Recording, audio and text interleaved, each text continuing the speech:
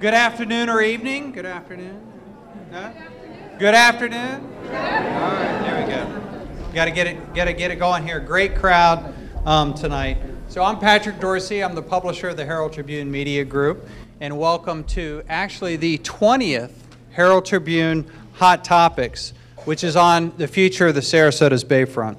This is actually our second forum on this topic as part of our effort to keep the community informed and engaged on the planning for these 42 acres of invaluable public property. The last one was here at the Van Wezel, of course, in November 2014, so about 3 years ago. And I can tell you, the amount of work that's been done in 3 years is incredible. It's hard to believe. It's hard to believe it's been 3 years, but it's really, really sped up here recently, and it's even going to go faster, as you're going to hear tonight. So we want to thank our partners in this event. Of course, first the Van Wezel and his staff for hosting us. The Gulf Coast Community Foundation has graciously underwritten other costs associated with our forum. The folks at Manatee Education TV are here providing sound and video, so you'll soon be able to see replays of this event. And of course, the Sarasota Bayfront Planning Organization, many in here today, they've worked with us to arrange this impressive panel, again, to promote public engagement around this incredible community asset. Thanks to these partners, the Herald Tribune is able to present this important and timely forum. We hope you find the event informative and enjoyable. As usual, our moderator is Tom Tryon, Herald Tribune's opinion editor. Let's give him a hand as he steps up.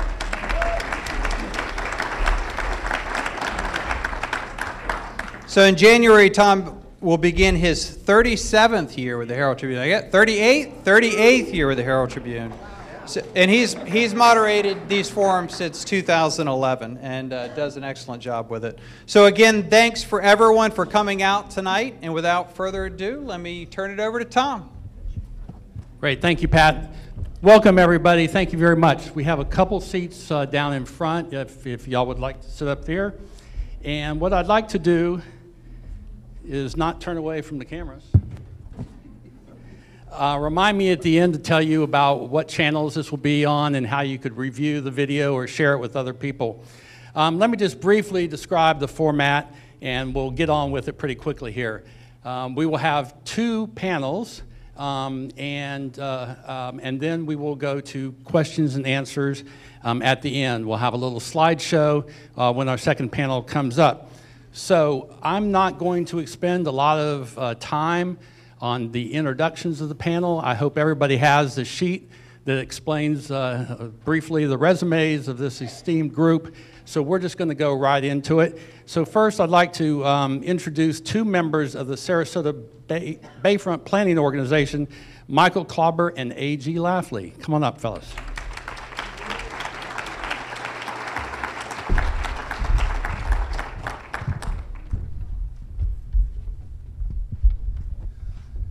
All right, great, welcome. Nice to be back here again. We're back. 3 years sure does fly by, I'll tell you. So I'll start with Michael, and you know, if you're driving your car and going to look ahead, every so often you need to check the rear view mirror. So Michael, just briefly, how did this start and why? Well, it started out really in 2013 when I took over as chairman of Visit Sarasota County, and Virginia Haley dragged me and others to join the Chamber and the EDC on a learning trip to Nashville, Tennessee. And while sitting around waiting in the lounge for transportation and thinking back about Sarasota, some of the officials that were there started talking about dusting off the plans from 2006 and 2007 for this property. Having a lot of experience in this area, we had businesses at the Quay, and of course my dreamer dad had, who's here tonight, had great dreams that helped shape a lot of early Sarasota back in the 70s. So I had a lot of feeling about the property, and when they talked about that, I said, things have changed a lot. John Thaxton was there with me. We talked about it, and it was not the same place as 2006 and 7. And so I came back, and we were doing our visioning process with our board, and brought up the concept of, wow, nobody's thinking about the big picture of all of these properties in play at the same time, because the Quay was empty now. The proscenium that was supposed to happen across the street was dead in the water. And we had the beautiful park to the north of us, and nobody was thinking about the big picture. So when we presented it to our Visit Sarasota County Board as one of the options to consider, they jumped on it because, again, when I asked them, had anybody looked at the big picture of that, they all said no. So they challenged Virginia and I to go out and start a conversation in the community, which we did, started out with John Thaxton and Joe McKenna and Drayton Saunders and other stakeholders from the property, Mary and others that have been a part of this, and realized that the way to really do this was to engage the community. As opposed to lots of other projects that we've seen in the past, many of them end up on the shelf. The way to really do this was going to be start with the community. Don't start with the project. So we started that. We embarked on that. We decided that we needed a consultant to help us get started, and we brought in HR&A. Okay. So that morphed into Bayfront 2020. Yes. So the brief explanation: Bayfront 2020 is, and then we'll talk, or was, okay, is, and then we'll talk about its status moving forward. So Bayfront 2020 is an organization of civic, educational, arts, foundations that now has 58. We just added the Circus Conservatory to the team, and they're a broad range of different organizations. So we've held hundreds and hundreds of meetings, including the one here 3 years ago, that have ranged from community forums, neighborhood meetings, beer parties to get the young group out, Sunday supper up in Newtown area. We've really tried to reach out across the whole community. What we then started to work on was something that we could hang our hats on, and that became our vision and our 6 guiding principles. And as John Thaxton could tell you, in Virginia, I don't know, 15, 18, 20-something versions of those 6 guiding principles finally got us in front of the city commission and got 5 yeses for the city to adopt it. So that key ingredient, which I think everybody got a copy of when they came in tonight, has been our guiding light and our Bible. Right, so those principles were community driven as opposed to handed down from on high by the consultants. This was totally community driven, and some of those events we had boards up with different ideas, and there were sticky notes all over the place, and I think AG has copies of all those someplace. But yes, so we really, really listened, and I think that's the key thing, is in the end when this project comes forward, it's our hope that everybody feels heard and we all feel ownership in this project. So we're going to continue that outreach. We may be at 58 now, but there's a couple of organizations that have asked for us to come present. And we go back to current stakeholder organizations and update them with what's going on. Okay, and so what will happen with Bayfront 2020 next? Bayfront 2020 doesn't go away because, even when we're done with the master plan phase, the community part of this will go on through the implementation and redevelopment phase. So 2020, which was hoping that by the year 2020 we would see significant effort, and the 20:20 because it's going to take clear, focused vision to get us there. And that's what we've been working on. All right, and so if people want to participate in Bayfront 2020, how can they do it? So first of all, we're happy to come and meet with any neighborhoods or organizations, and all they have to do is agree at executive committee or a board to adopt the 6 guiding principles in the vision. And we do charge a nominal $100 a year membership to cover some of the minor expenses that we have. But it's really, we've morphed it now into thebaysarasota.org, and so we have We have Bayfront 2020, we have the SBPO, we have the city information, all in one place, so that when people going forward, and you'll hear more about this, want to find out more, you'll just go to the Bay Sarasota, and that'll be our home base for the past, present, and the future. All right, great, thanks. So you mentioned the Sarasota Bayfront Planning Organization. What is it, Mr. Lafley? 8 volunteer citizens on a planning board with the city manager, who makes our 9th, with a responsibility for governance and a process that leads to, eventually, to a master plan that represents the aspirations of the community, the expectations of the city, and as Michael alluded to earlier, so that we can implement it, it's got to be financially feasible, operationally viable, and environmentally sustainable. So we are an enabler or a facilitator of planning. We are not the planners. You will meet the planners later. We'll meet the planners. Okay. Yes. So tell us about how you operate. I think one of the principles going into this is that no member of the planning organization would have a financial interest in the outcome. Mm-hmm. Yeah, right? Yeah, it's very straightforward. Tom, we're open, public access. We're in the sunshine. All of our meetings, board and committee, are noticed. We are regularly out in the community building on and working with Bayfront 2020 and building on outreach to other community members. Regarding the individuals, except for Tom Barwin, who obviously works for the city. No, all the rest of us, like I said, we're not planners, we're not developers, we're not architects, we're not designers, we have no financial interests. We are strictly here for the greater good in the longer term, and to see if we can turn this beautiful bay with the professionals into something that the community and the city and the region are proud of. So one of the questions I've received, actually a couple of the questions I've gotten from readers, does the planning organization have a quote-unquote vision?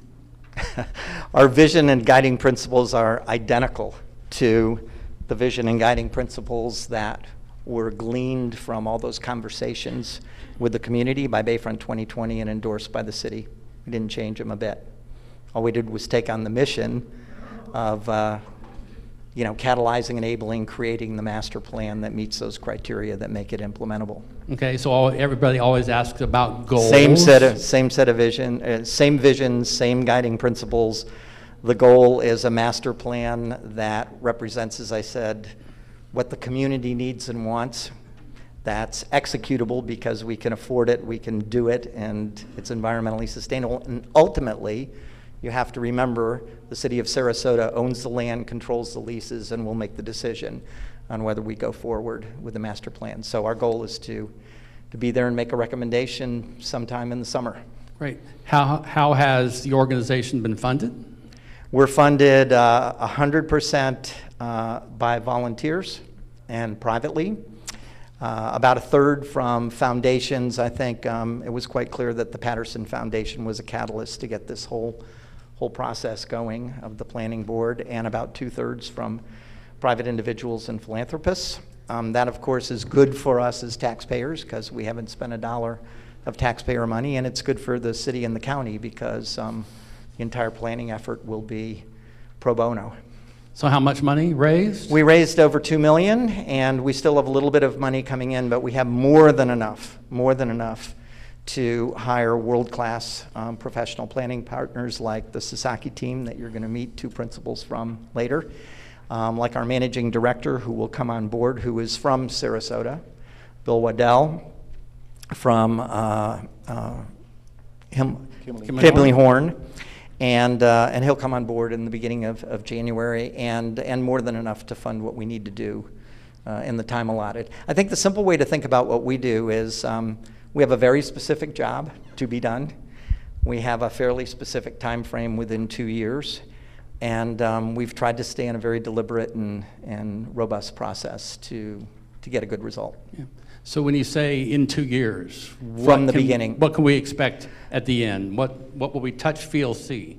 Well, I hope, and Sasaki can give you way more detail on this, but you will see a fairly detailed plan for the entire Bay site. And in fact, just yesterday, the city asked us to include Centennial Park and the boat launch in our planning horizon, which is good because we do want to pay attention to adjacencies and neighborhoods that we will be working closely with. And the master plan, Tom, as I said, will be recommended to the City Commission sometime this summer.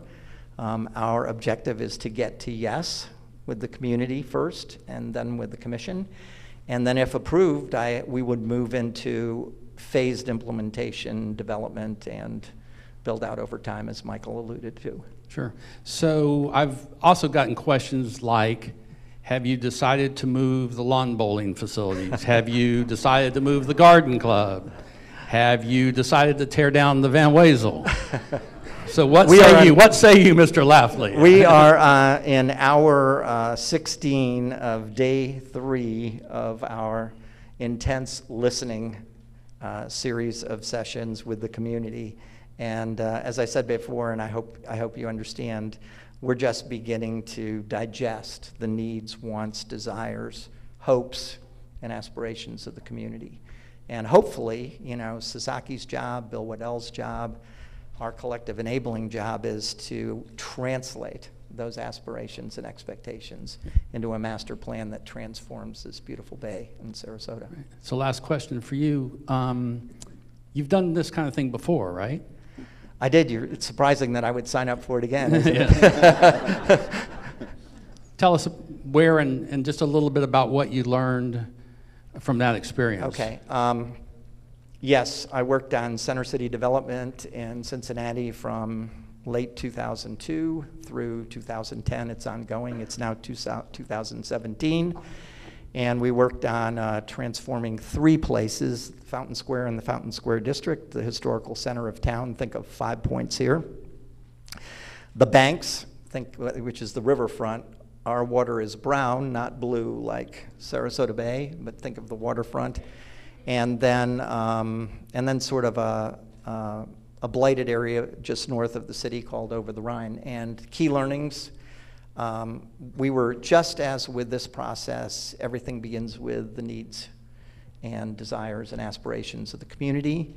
I think the second thing we learned is connecting, collaborating, sharing your best ideas. We're in the imagine the possibilities stage of this process. It's really important. So we really want you all to, if you're interested, get involved, get engaged now, you know, at the front end. And I guess the third thing I'd say is it's iterative. You know, it's just iterating. You know, you're iterating the plan, you're iterating the financing, you're iterating with resources, and it will be a phased development. Anything of this scale and scope is going to take a little while. And you mentioned financing. We'll talk about that Yes. when the Sasaki folks, but a financing plan or strategy will be part of this. There's no master plan unless it can be executed, and it can't be executed unless we have a financial strategy and a financial plan. Same thing with a operating governance strategy and an operating governance and financial plan. So we owe the community and the city all of that. Okay, terrific. Thank you. All right, thank you much, guys. We'll do a quick shift change here.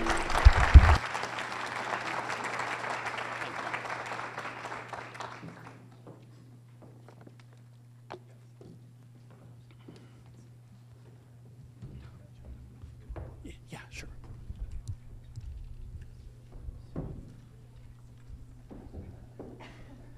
All right, so we'll go left to right.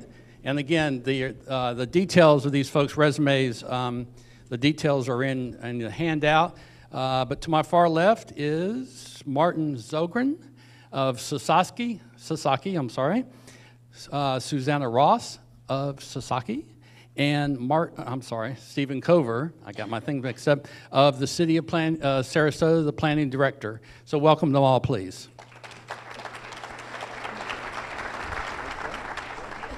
So we thought we'd start with about a 10-minute or less slideshow presented by Sasaki. They wanted to give you a flavor for how they work, what they do. We would apologize to some extent for a little bit of the glare, but they live in Boston, and we've decided that sunshine coming into your building is not a bad thing, and you don't apologize for it. So bear with us, and we'll turn it over to Martin and Susanna. Absolutely. Thank you so much, Tom. Can everyone hear me? Good. First and foremost, thank you for having us here. It's been an incredible 3 days of great thoughts, inspirations, warm wishes, a little bit of anxiety, a little bit of trepidation, but really a wonderful welcome for us coming from Boston and our team, really building on all the great work that's already been done for the last couple of years, as we heard from Michael and AG, really set up for success. And that's so important, and we're so excited to be here and to become part of this community, really, not for just the next year, but for years to come. We've been set up for success, again, by really great vision and principles around the project. We've met with so many of you and so many folks from the city, from the county, from the individual cultural institutions that have really echoed this vision, the cultural and economic legacy. And we heard directly open public access to the Bayfront again and again was extremely important for this project. That's where we think we do our best work. That's what excites us about working in cities across the United States and across the globe, and we're happy to have the opportunity to work again with you. Here we've also heard some really key components about diversity. And let's think about what that diversity might mean for this site, whether it's diversity of age and family and people and income levels. We want this to be open, accessible for a wide range of people, and that's baked into our principles. As well, the cultural components. As we stand inside of the Van Wezel, we've met with the Symphony Orchestra, we've met with some of the other tenants on the site currently, and excited about the possibility, especially for cities in the 21st century, because we know that culture is a really important part of building a city that attracts visitors and locals and residents year after year after year. So again, a great start for the enjoyment of the Bayfront. A couple of aspects that we were happy to present in this really great interview. I hope some of you were there. We competed with over 22 firms in the United States. We were down to about 4, and then we each gave our best explanation and our best sort of pitch for what we bring and what we think when we see a site like this. So one of the very important components, of course, is that it's culturally vibrant. Again, the institutions that we see here are going to be really part and parcel of the future for the Bayfront. We looked at this also from an ecological lens, understanding it potentially as a blue and green oasis, the great resource of the Bayfront, the estuary, thinking about stormwater, thinking about climate, thinking about the water and what we know will be happening in the near future. So that's a very important component here. An enlivened destination, again, making sure it's someplace that people want to come back to again and again, not just 2 or 3 times a year, but weekly and even daily. And so that has a lot to do with the overall activation as well of the site. Connectivity. We've heard a lot about connectivity. We've heard a lot about 41. We've heard a lot about roundabouts already. 10th Street, Boulevard of the Arts. We know about the Quay, Centennial Park, all of the edges and the ability to move people through a number of modes, whether it's by car, by foot, by bicycle, by water. All of those pieces together will ensure a successful master plan, because you got to be able to get to where you want to go, and that's a significant challenge. And finally, we'll mention again and again, we had a lot of really good reception about the economic sustainability. This is a unique project in that we're really tasked with not just a compelling vision for the future, but the way to get there. We've assembled a team of experts, and we'll be working closely with SBPO and the community and the city to make sure that this isn't just another plan, that we have very concrete steps going forward, and that we're able to get traction and move quickly on this project. At the center is our great client group, SBPO, who's been on board already with the consultants, HR&A, to sort of set up an excellent process and to get us to the point where we are today. But at each step of the process, we know that it's really about that broader community. We've met many of you in a series of meetings in the last 3 days. We look forward to meeting many more of you today, tomorrow, and as we come back for more visits to the city. So that community is going to be a very important part of the overall process. Who are we? Who is Sasaki? Sort of a good question. We're a team of really enthusiastic, different types of people who are going to be working on this plan together. Gina Ford, many of you met her. She was just here for the last 3 days. She had a previously scheduled meeting, scheduled about 6 months ago, so she couldn't be here this evening. She's our team leader. Many of you met her, and you know the sort of the warm enthusiasm and structure and rigor that she'll bring to the process. Gina's a landscape architect. We heard over and over again how important the open space component will be of this project. Susanna Ross, who's here with me, will be our project manager. She's also a landscape architect. I've worked with Susanna closely on several projects. She'll be the day-to-day communicator for our team in direct contact with SBPO. That's me. I'm an urban designer. I'm an architect, an educator. I have lots of things in my past, but most recently I really deal with cultural districts, urban districts, and issues of connectivity, really in cities across the United States. We're joined by Christine Dunn. She's an architect who specializes in dealing with cultural facilities and buildings such as these. She'll be working directly with the orchestra and the Van Wezel. Zach Crisco, very important. He's our civil engineer. Part and parcel of this process will be making sure that we understand stormwater. We understand the FEMA floodplain lines. We understand sea level rise and utilities on the site. All of that needs to be baked into the project to make this implementable from day one. As well, Jill will be helping with the community outreach and engagement. So that's our Sasaki team.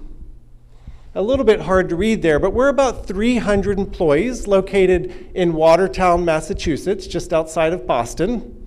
We encompass a whole range of different disciplines. Again, architects, landscape architects, civil engineers, graphic designers, because the modern city takes a lot of different viewpoints and perspectives. We work as a team. We engage with communities. We know how it is important that not one person has the right idea. A whole bunch of us have the best idea, including you all. We specialize, and we're very excited about seeing this project sort of come out there, because we specialize in waterfronts, cultural districts, mobility plans, and arts and culture. We really sort of saw a lot of our strengths really aligned with what's needed for this overall master plan. We're very excited to have had the opportunity just to get to the interview and to really meet all of you. As important, because we are this multidisciplinary office of planners as well as architects, landscape architects, civil engineers, we build what we plan, and that's incredibly important to us. These 3 cities show some of the projects in our 60-year legacy from Chicago, Cincinnati, Charleston on the last slide there. Those 3 projects, again, from where we are today to being fully built. Some of them took 10 years, some of them take 20 years. Some of them got off the ground with early projects in just a few years. So implementation, a very, very important part of what we do and what we hope to bring to this. Our specialization in the arts is something that's very exciting. We're happy to work on a project called the Lawn on D in Boston, which was a temporary space that only took about 18 months to get off the ground and is still existing in Boston some 3 years later and attracting people from across the region and from across the city. So the design team, Sasaki, is working alongside 2 other very important teams that we've assembled. And here's where this is a little bit different. We're working with an implementation team, again, all along the process to make sure that what we plan can be built. what we plan can be funded and paid for, and that there's a very clear idea of the vision and how we get there. We're joined by HR&A, who's been already involved in the project for financial and economic analysis. Chris Rangro, who'll be looking at programming strategies to activate the site, get it going. Kathy Blaha and Plan A advisors, who will be looking at philanthropy as well as the overall governance structure, which is to say, how does the project get run into the future after the master plan is done? Our technical team includes a lot of really great locals. Kimberly Horn, as mentioned before, will be helping us with planning, with transportation and civil. Other consultants, Baird and Moffitt and Nickel, will be helping with waterfront transportation as well as the overall utilities and waterfront planning on the site itself. So the technical team, the implementation team, the design team together working hard to sort of bring you something and to bring a plan which reflects your vision and which is really doable at the end of the day. We have at large.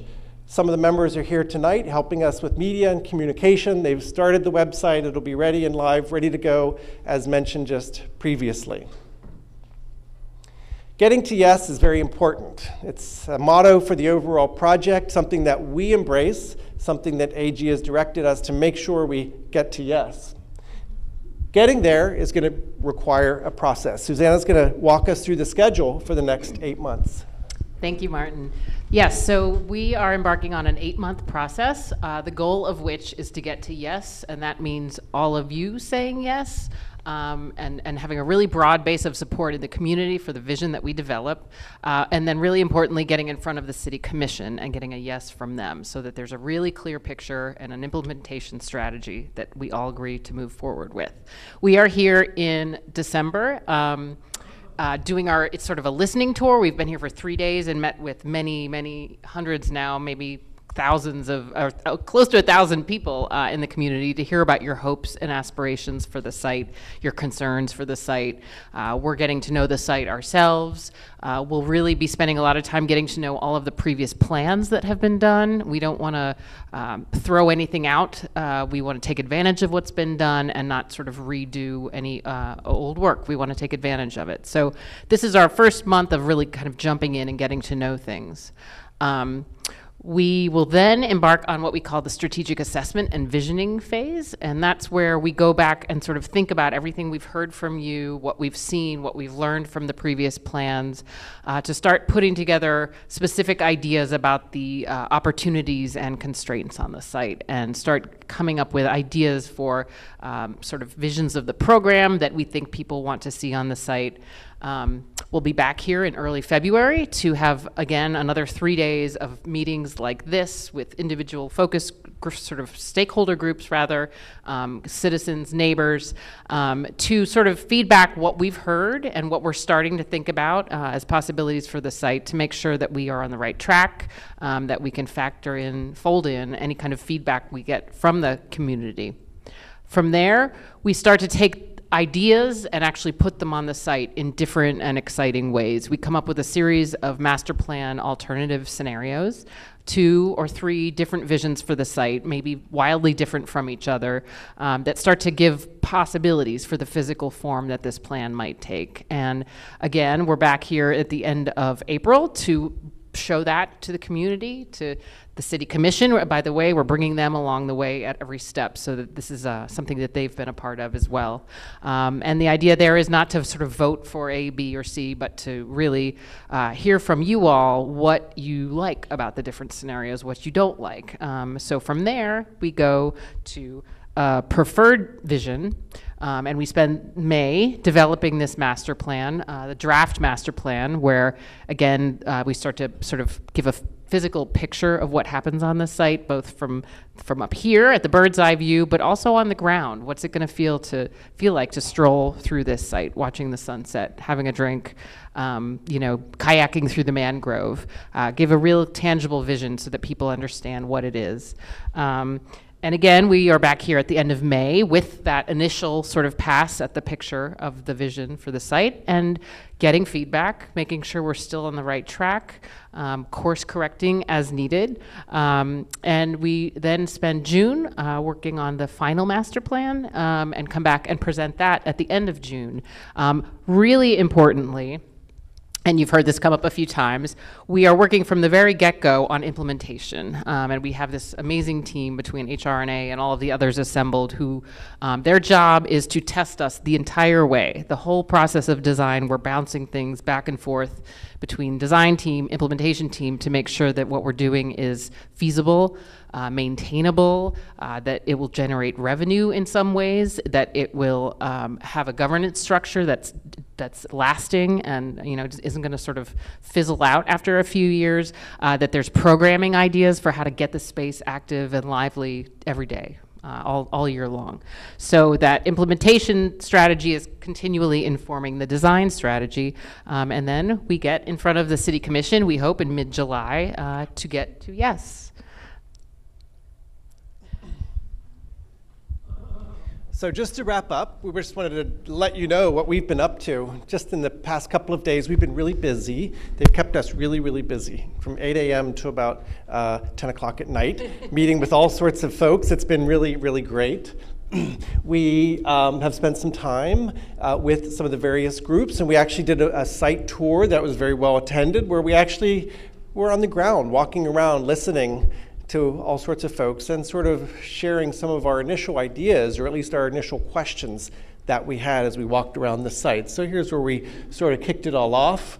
We stopped at a lot of these different points, and each one of the members of our team talked about a different aspect. So I got to talk a little bit about connectivity and some of the challenges around 41. Gina talked about the opportunities of the landscape, and Zach talked about the mangrove, the estuary, stormwater, all of those impacts as we moved around the site itself.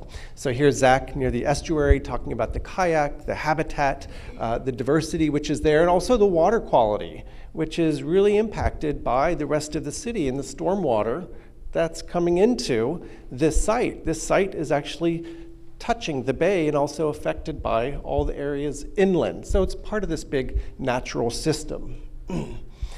Christine talked a lot about, and we met with the folks from Van Wezel. So what about this facility? What is its future? What's its potential? What is its past? And how do all those things come together? And how do we help coordinate alongside of the great planning that they're doing as well, simultaneous with our plans? There's me talking about connectivity. Again, the multi-use recreational trail is a great opportunity to move along the water's edge, whether by foot or by bike. The challenges with the roundabouts, the challenges with 41, some of the other sort of potentials for the future. This is where it started. This is where we'll have success and where it will end. This was the kickoff, a presentation to the mayor, who was very direct. She looked us in the eye and she said, make sure that this is as public as possible, as diverse as possible, and that the process is as transparent as possible. We said, yes, ma'am. We're going to do our best to bring that to you. This is where we hope to get that approval that Susanna was talking about in July. It's only going to be possible with the support from all of you. So thanks so much for having us here. Go ahead. Great, thank you very much. So I'll ask again, is there a plan formed? In other words, has there been a decision to move the lawn bowling courts, or tear down the Van Wezel, or move the garden club? From everything that you just heard, what do you think the answer is? There's not a plan in place, that's right. We're just starting. We're just listening right now. That's a great question. People want to know. They deserve to know. Yeah, yes, they do. That's great. And they should know. Yeah, yes, they should know. Absolutely. So, and I'll ask each of you, what do you think about this site? Go ahead. Oh, it's stunning. I mean, all you have to do is turn around and see the view behind you all to understand that. I think someone said earlier today that there are probably 0 cities left in this country with a city-owned property of 42 acres with a spectacular view and all of the assets around it and on it. We are just kind of blown away by this opportunity, you know, it's just amazing. There's so much. The water's edge condition changes as you move through the site. I think there's so many possibilities for how to expand on that, how to enhance that experience of the Bay. Yeah, Steve, tell us about your first visit here. Sure. I actually, when I flew down in February for my interview here, actually a fun little side note, I'm originally from the Baltimore, Washington area. When I got off at the airport, I saw all this Welcome to Birdland Baltimore Orioles stuff, and I said, I'm liking Sarasota already. but anyway, when I went through the interview process, part of the process was I was given a tour by a staff member of the city of Sarasota, and we were heading up 41, and the driver said, and to our left is the Van Wezel Performance Theater, and she kept going, and I looked and I go, wait a minute, I want you to turn in here. And so we turned into the main entrance, went through the parking lot all the way to the water's edge, and I said, you got to be kidding me. You know, I call it one of my oh my moments, where you just, when I saw what was here, I go, oh my goodness, the potential for this is just unbelievable.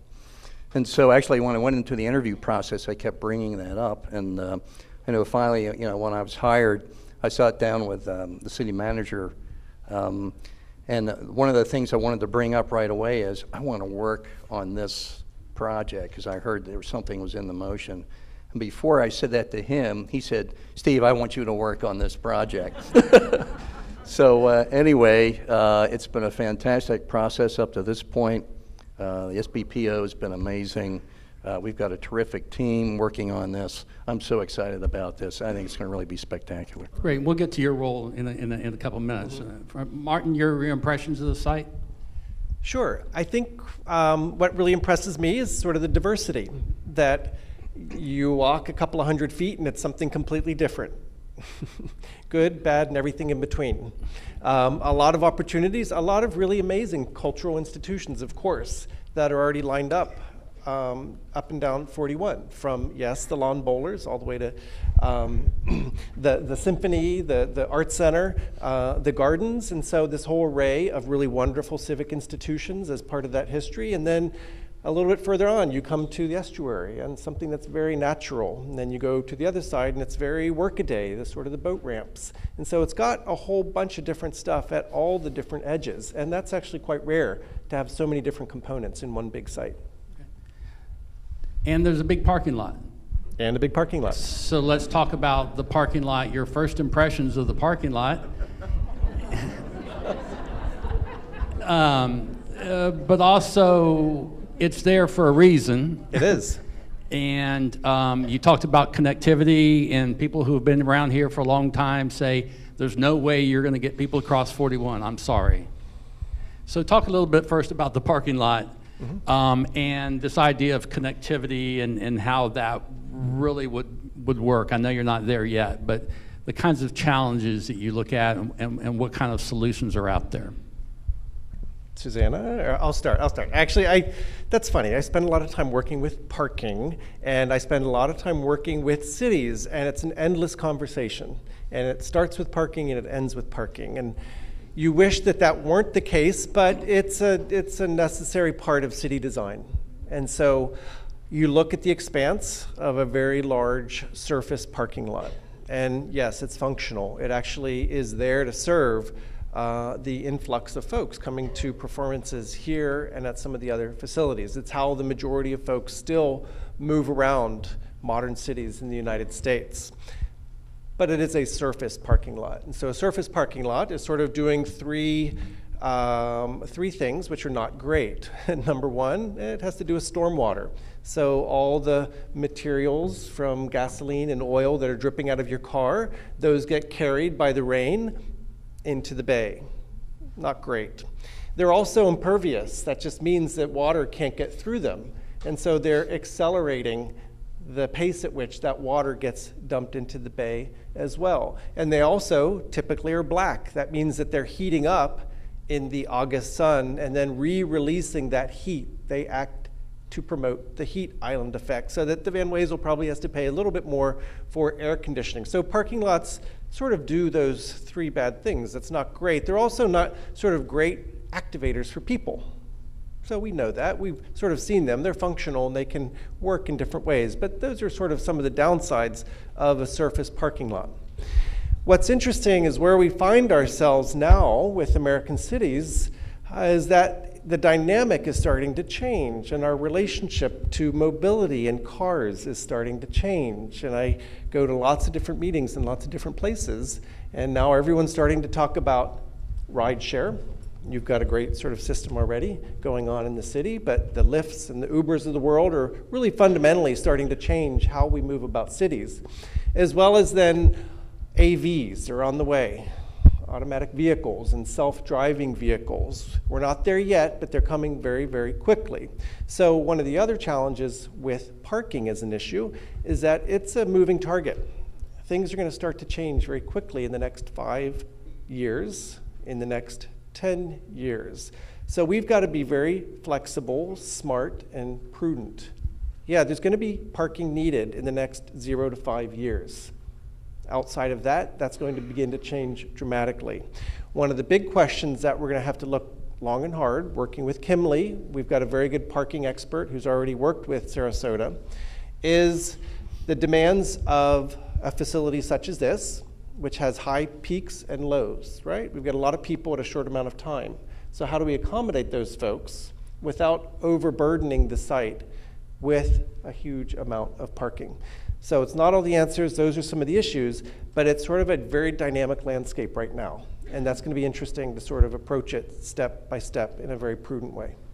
Sure. Yeah, and I think with Route 41, I've gone out there, I've tried to cross 41. Just walking up the sidewalk along 41 is not the most interesting experience either. So, but I think I think you can make a difference here. What's interesting is if you look at how 41 is designed in this area, and you look at Michigan Avenue in Chicago, it's the exact same design, the same number of lanes, the same number of turn lanes. In Chicago, it's this vibrant pedestrian street, main boulevard through the city. People don't have any problems crossing the street. And here we don't have that at all. And so what really needs to happen is, and I know, as the projects are coming through here in the city, including this one, we have an opportunity to redesign Route 41.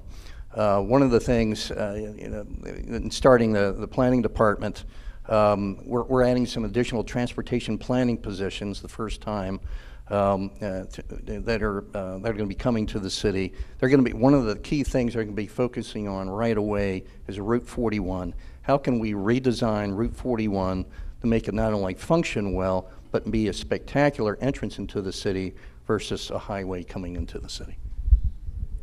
And if you do that, if you do that,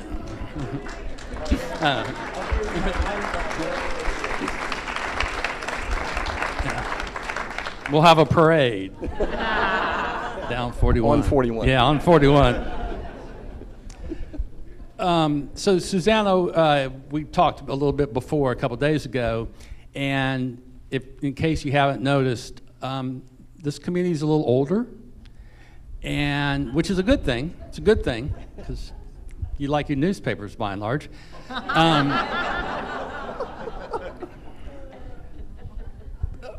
But we talked about that. So how do you plan for a community that's ahead of the aging curve in this country? What kind of things do you take into consideration in that regard? Well, I think it's a good question. I think nowadays with our design, we're always thinking about accessibility, and I think that's for people of all ages who have difficulty moving around. So everything we do is accessible. I think, it is important to think about connectivity to the site in a number of different ways. It may not be the case that you're walking or cycling. You may well be driving. And so every solution we come up with is going to have a balanced approach to connectivity and really try and address people of all sort of ranges of ability and ages. I think also important, though, is to think about this as a legacy for future generations. I think we envision this not as a place for young or for old, but for all, from all walks of life all over the city. And I think every piece of programming, every element of the design is going to really speak to that and welcome folks in. That's the intent, and that's what we do in our design of public spaces. Because one of the things we had mentioned is many of the same things that help an older person reach a destination also helps a mother with a stroller and kids, absolutely. Running around, right? Absolutely.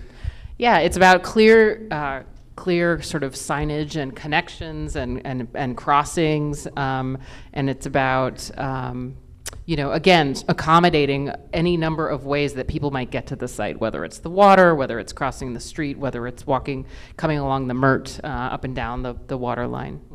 Okay, so there's been quite a bit of building, construction, including high-rises in Sarasota. So there's some folks who think we've had enough. So I get these emails, we've had enough, so please don't just build a lot of stuff, big buildings on the Bayfront property. So how will you address that question? We'll ask Steve to follow up too. Okay, sure, I'd love to. I am getting blasted, and so it's a little bit uncomfortable. I can't really see by the sun. Maybe if I look in some direction. That's a very good question. We know, certainly, I think one of the sort of the big principles in really good public space design is an activated edge. And so Central Park works really well because it's got big, tall buildings around the edges. We look at the potential for this very large site here, realizing that it is of a scale that's pretty big, again with that acreage, and that the edges, and we'll consider for now the edges at sort of the one edge where the Hyatt and the Quay is here along Boulevard of the Arts, and then 41, and then down at 10th Street, and look for opportunities there. Of course, those are higher in their existing condition for the sort of the ground level activation that could begin to help. But I think once we move on to the park, we have a completely different strategy for how we imagine activation within a park setting. And so those things can be more temporary, they can be smaller scale, they can change with the seasons. And so we heard ideas around movable food trucks or markets or other sort of activities that bring people to the site but don't require big buildings. So we'll be looking at a whole range of things, of course, alongside some of the existing buildings that are on the site, and really put in front of the community for their opinion also about what are some of the different options on the site and how do we really draw people here and keep it as active as possible. Yeah. Steve, talk a little bit about, from the city's perspective, constraints on the site. Yes, the city is, or the property is owned by the city, so that's a plus. It is under control with one entity, which really makes this a much simpler process. There are some constraints. Obviously, there are a whole series of smaller buildings that run along Route 41, the Municipal Auditorium, the Blue Pagoda Building, the Arts Building, and others. Those are in a local historic district, and so there are some historic district regulations that apply to a number of those buildings that are in that area. So that's something we will have to address as we move on in the future with this. There are the Gee Whiz building, which is part of this site. There are some limitations as to what kinds of uses can be used on that property, and I think they have to be mostly focused as government or civic type uses. There's also a kind of like a view constraint on some of the property, which identifies in some areas where there are height limitations, as well as spacing between, if there are any new buildings being placed on the property, there would need to be spacing between those buildings. These are all things that the city has evaluated. We forwarded that information to the Sasaki team, and they'll have the opportunity to be creative and, under some of those constraints, hopefully come up with a great project. Height limit? Yes, there is a height limit. The basic height limit is 45 feet. It's my understanding that actually the Van Wezel, or an expansion of the Van Wezel, and maybe another performing arts type facility can potentially go up to 90 feet. But there are some height constraints as well. Okay. We've talked about having an active site. So Susanna, how do you approach having activity, all day long, weekdays, weeknights, weekends? How do you approach that activity with this idea of having a park and not having too much development, quote unquote? Well, I think Martin listed a couple of ways in which you can activate a site and not have permanent fixed sort of development. I think first of all, it's having a plan in place and really looking at what's happening in the space every day, all year long. And we've got some amazing experts working with us on just that. It's about sort of bringing in public art. It's about bringing performances from the venues that already are here outside into sort of a more public forum. It's about thinking about sort of performances, classes, a lot of educational opportunities. That's one thing we've heard from everybody, is that something that's going to engage kids and educate kids, whether it's about the performing arts or about sustainability and sort of sea level rise, and the things that this site is going to be a really great sort of laboratory to demonstrate. We saw the 5 or 6 busloads of kids from Manatee County here the other day, and they were all sitting kind of on the curbs in the parking lot eating their lunch. And we just can imagine that this landscape can do such a better job of working with the institutions that are here and the people who come to make it an experience that can last all day and not just for a nighttime performance event. Yeah. So just real quick on that. So it's really hot here in the summertime. Yeah. And so the idea of, eating lunch outside in August is not particularly appealing. Mm-hmm. Are there strategies? Have you had to work with those kinds of, weather issues elsewhere? And what are your thoughts about that? Sure. What's interesting is that I've worked in Abu Dhabi, and it's even hotter. And I've also worked in Phoenix, and so dry but hot. And what was really interesting is, from my experience working in the Middle East on a project, was what they called the gift of shade. And shade is the single most important thing you can do in a hot and humid climate.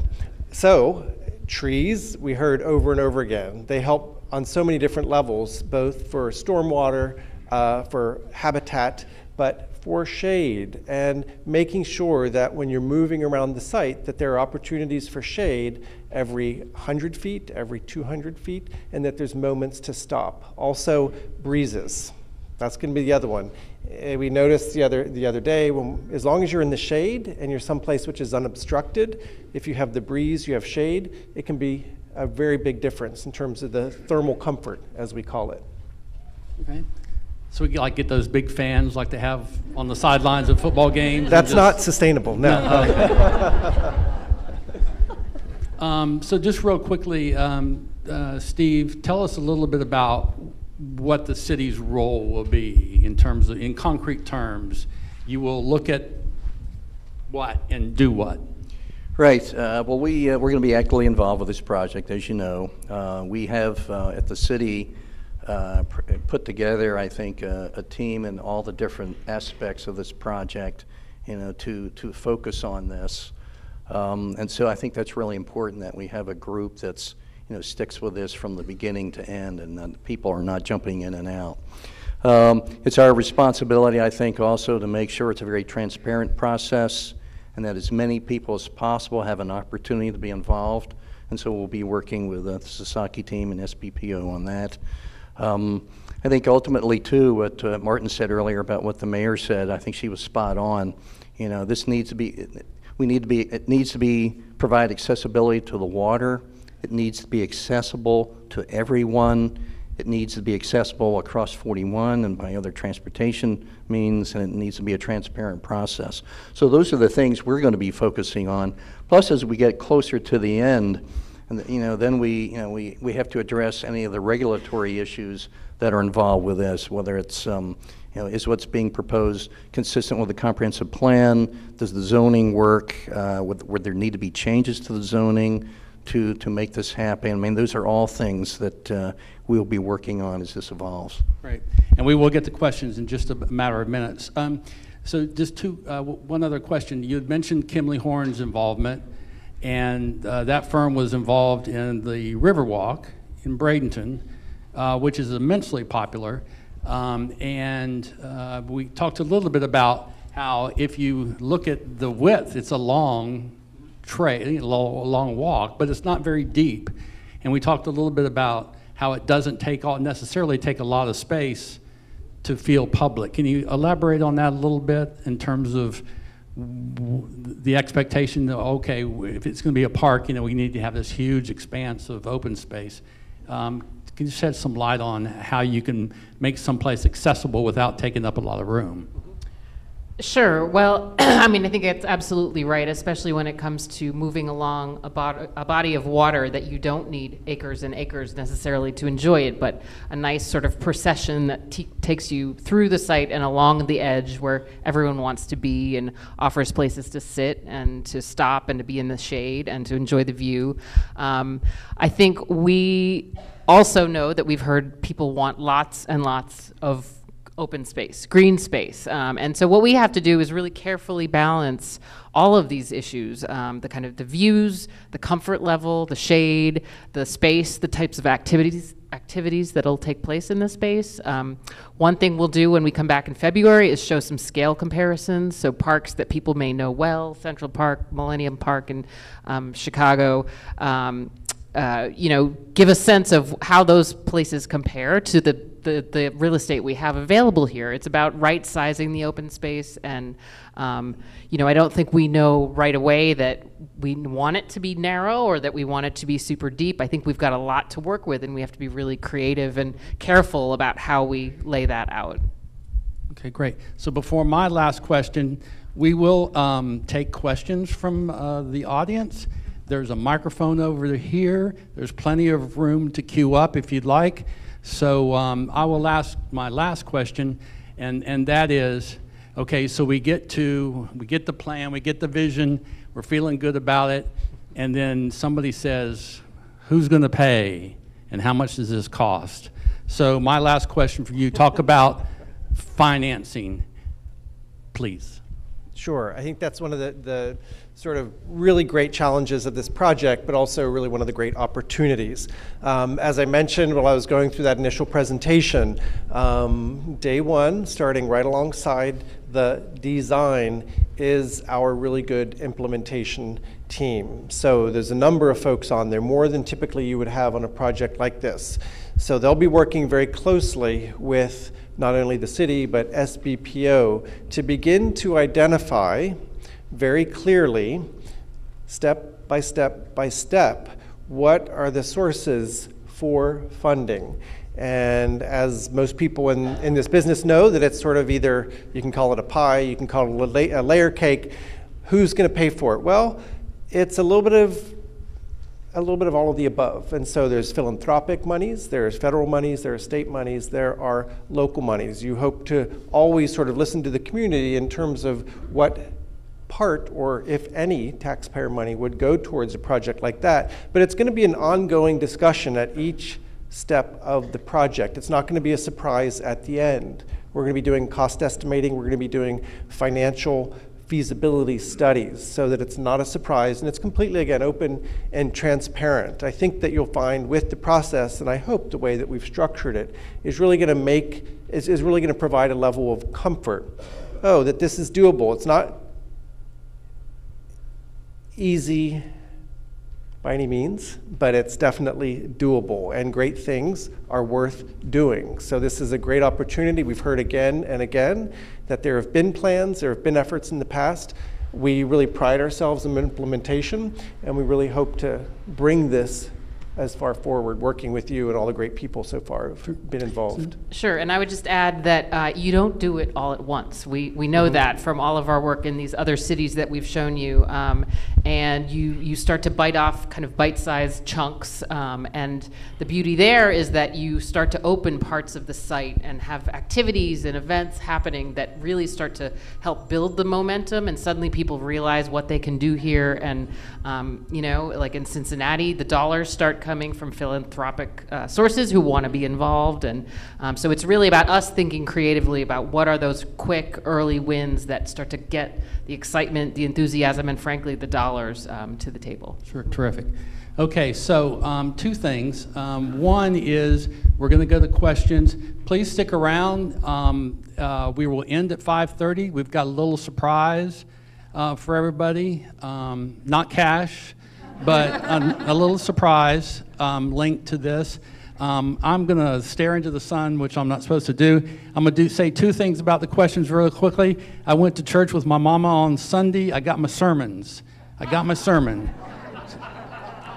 So please ask a question, and don't make me interrupt and say your question is. So with that, I know Dan will adhere to that. So Dan, your question is, sir? Yes, thank you very much. This is exciting, we're all enthusiastic, but how do you assure the public that this will just not turn into a series of sweetheart giveaways to developers after what happened last week with the Lido Pavilion, with the city of Sarasota and a very hotly opposed move by the public, basically giving away valuable beachfront property on Lido Key to the owner of the daiquiri deck for a private development. Okay, amen. And Michael and AG, you can chime in as well. No. All right. Try. I knew I'd get the short straw on this one.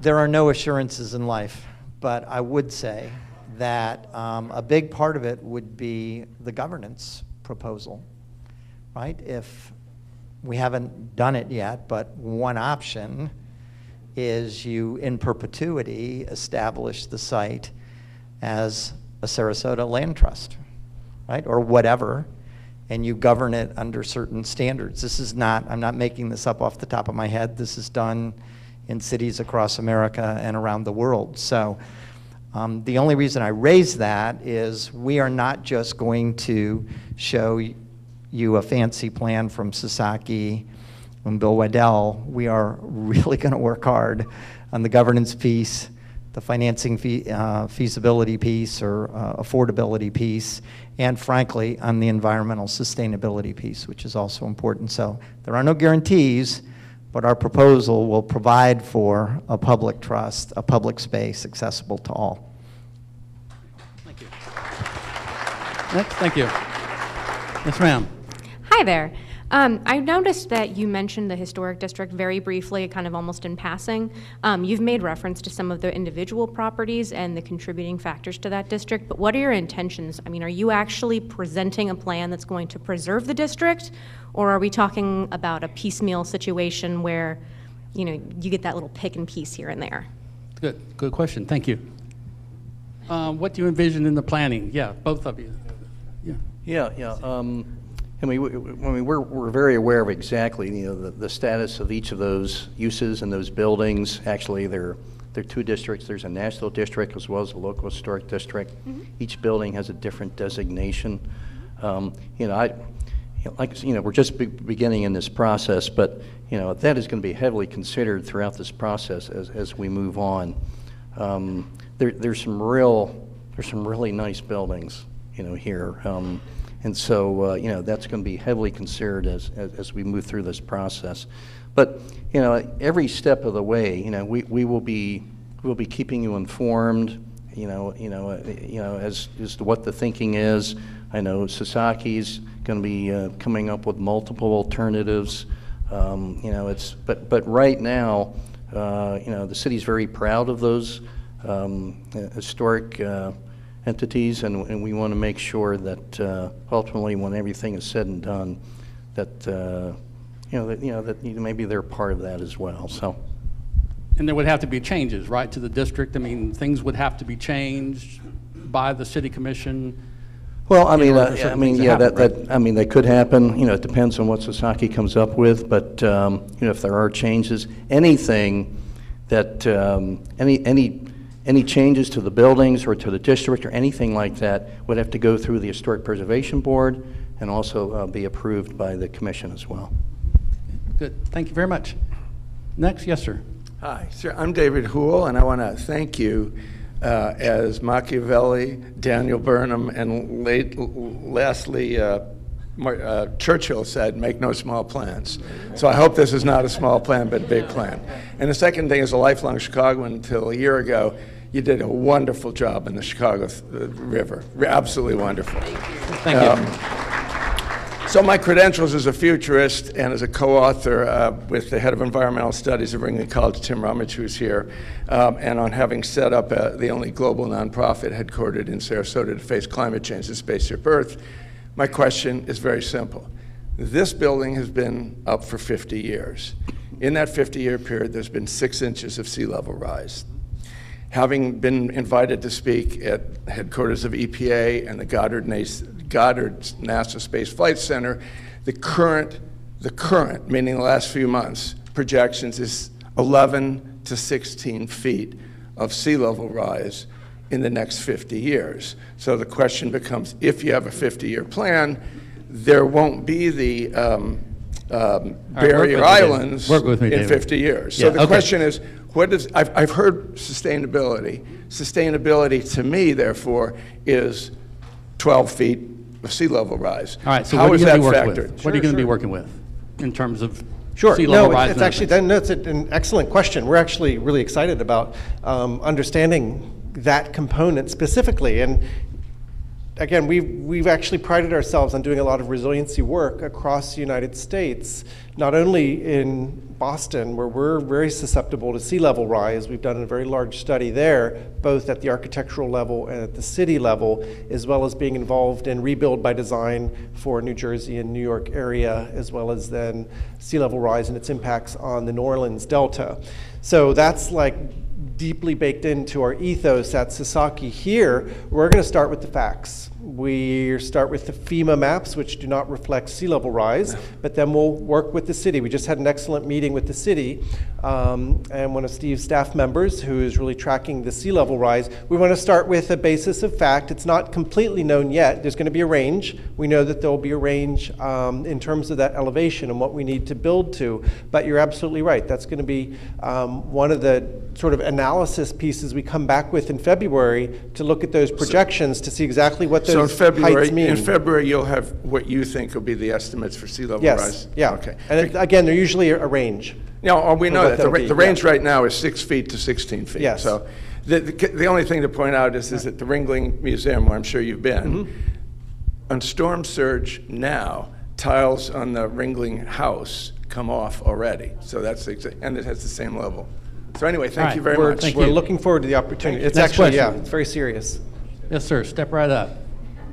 I'm Dave Hardenberg, and I'm a former planning commissioner from Michigan, and I want to first comment you guys on a great job so far, and I hope you follow through on all these things really well. Good luck.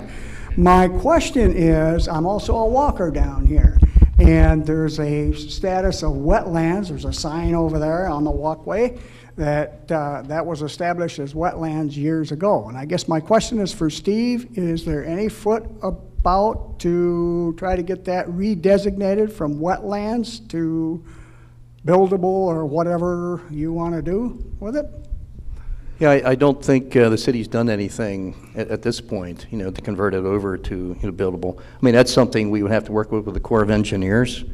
And so, and that's one of the things, one of the pieces of information that Sasaki will be looking at, coming back in February and saying, look, we can do this, but maybe we can't do this. So hopefully that answers your question. Okay, I would hope you would keep it natural and leave it the way it is in that regard. We love it. Right, Thank you. Absolutely. Yeah, thank you.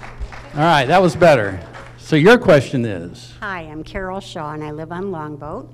And I was just wondering if you were aware there was an FDOT meeting yesterday about bringing people from the barrier islands here and people from the mainland to the barrier islands.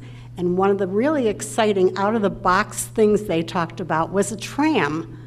And they spoke about perhaps the tram coming from where the boat ramps are, that area, this area, coming over to St. Armand's to keep some of the traffic down. Are you guys aware of that? Good question.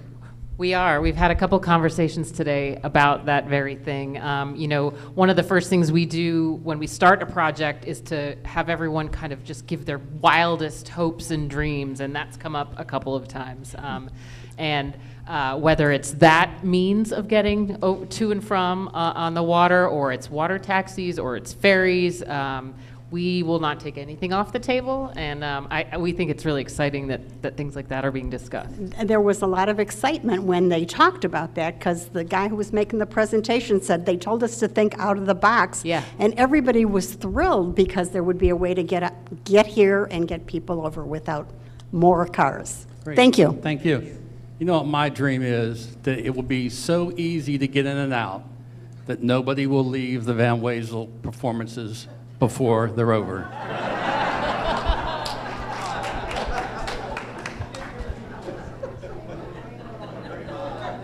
Just you'll see. Yes, your question is? My name is Miriam Waltzer. My question has to do with another treasure, which we have is the Ringling Bridge. Many of our residents love to walk the bridge and would like to consider that as part of the Bay Area. And it's been it's almost impossible to walk the bridge and then to get to the area where the Van Wezel is. So I suppose my question is, can you consider your project to include the Ringling Bridge, which is not usually included in the Bay Area? That's a great question. Yeah, we'll be looking at specifically sort of the issues of connectivity all along the waterfront as well as 41. And one of the maps that we'll come back with in February will be will show where the existing trails and walkways, streets are, opportunities for connectivity, and where the spots, where the missing links are in that system, and begin to ask and work with the city, how do we improve that so that people can get from this site to points north and south, east and west on the water. All right. Some of the earlier discussions about this project contemplated possible use of the private property that's north of Centennial Park, which I think of as the FP&L property. Is that still under discussion, or has that sort of been crossed off and we're not talking about that? The FPL property? Yeah, north of Hot yes. Creek, north of Yes, Centennial that Park. is part of the discussion, yes. Thank you. Thanks. I'm a stagehand that works here like for 20 years or so, or more. Curious about the parking garage that you got to put in and accessibility of trucks and buses. Okay. Accessibility. Parking garage and accessibility. That's a great issue. I mean, it's really interesting. Typically in a parking garage, you make sure that the ground level of that is high enough, and that's the way typically that we always recommend 18 to 20 feet to make sure that you can get a variety of vehicles. We don't know, even going forward in the future, how tall they might be, but definitely up to 18 feet for that ground level is always recommended so that it could be available for buses, trucks, even boat trailers and whatnot. Like 800, 900 cars? We don't know what the counts will be right now for the capacity. That's going to depend on the facilities they're serving. All right, good question. We'll take these two. I'll be quick. This is for the two principals in Sasaki. As a young man, I lived in Boston, about 3 miles from where your office is, and I spent a lot of time at the park along the Charles River, which is very similar to this. And the incredible similarities, it's cut off by Storrow Drive. So to get to the park, which is a terrific park with lots of parallel sidewalks ending in the Hatchell Performing Arts Center. To get to the park, there are 3 overpasses. One by Boston University, the road over to Cambridge, Massachusetts Avenue, you could take a walkway down, and at the end of Beacon Street, right near the Public Gardens, is another walkway over. So my question to you is, after 3 days here of looking at 41, do you think that this is at all feasible without at least 1 or 2 walkways? All right. Walkway, overpass, probably no underpass. That's really interesting because I'm a biker in Boston and I know exactly what you're talking about. And I do bike along the Charles River, the whole Esplanade, all of those pieces. Boston's, like many cities, encumbered by the middle of the 20th century, in which we built lots of highways really close to water systems. And the parks are now just sort of figuring out how to get better connected. It's interesting. I'll say I woke up real early this morning and I walked over to Rosemary and I went to a yoga class and I walked across 41 at 5 a.m. this morning. Wasn't so bad. It was a little bit scary. No one was there, but I did it. So with some of the issues of 41, I'm learning, and I've yet to be convinced that it's insurmountable to cross that street. But we've heard a lot of really good suggestions about ways to get over 41 and some of the properties on either side, and whether we can think of alternative ways to make sure we're getting pedestrians safely from one side to the other. I actually don't think it's as complex as the situation you describe in Boston, but there's all sorts of options for moving people up, down, over, and around. Okay. All right, last question, please. Good afternoon. My name is Christina Skepton. I'm a city resident.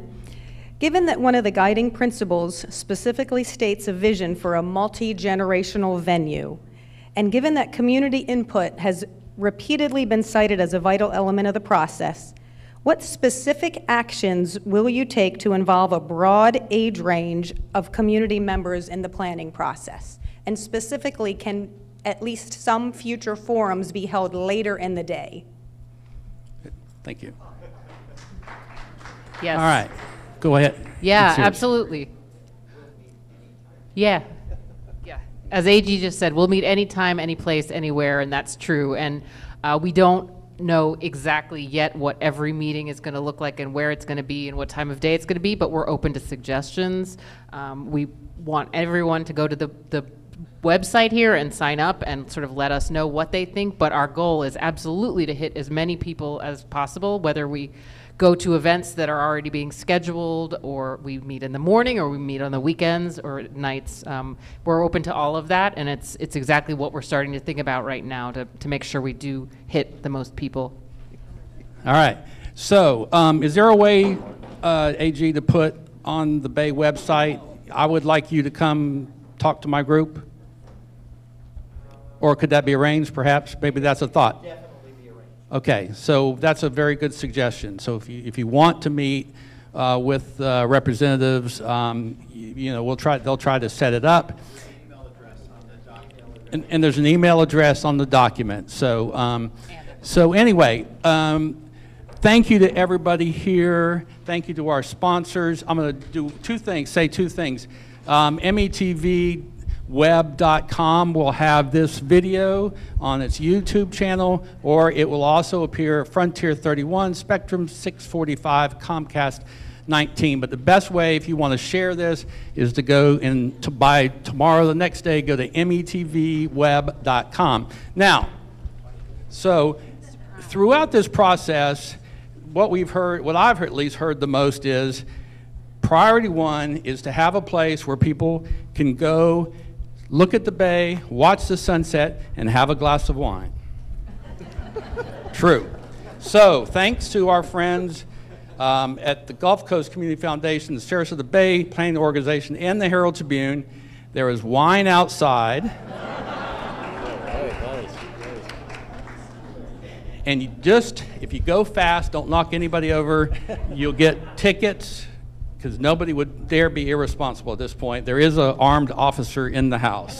So anyway, again, thank you, everybody. Thank you all for being here. Have a good night.